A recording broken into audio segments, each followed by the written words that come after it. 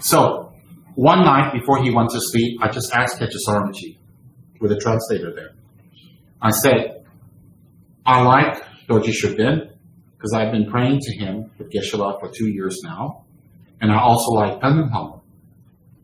And I don't want to pray to a lot of protectors. I don't want to pray to a lot of deities. I want to have one and focus on one very well for the rest of my life. I say, because I feel my life has a lot of obstacles, so I need a Dharma protector to help clear my obstacles so I can do my Dharma practice. And I said, which one should I practice, Your Holiness, Rinpoche? Should I practice Dorje Shugden? Should I practice Pandan Lhamo? Which one should I practice, or what should I practice? And I said, I'll follow whatever you say for the rest of my life. So Rinpoche looked at me very casually, and he said, this is his exact words, okay?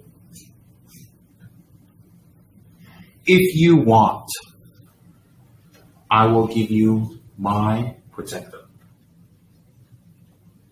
If you want, I will give you my protector. And I said to him, I definitely want your protector. I definitely want. And that was it. I repeat. I said to him, I like Pandan Lhamo and I like Dorje Shugden. And I want to practice one protector for the rest of my life. I don't want a lot of protectors.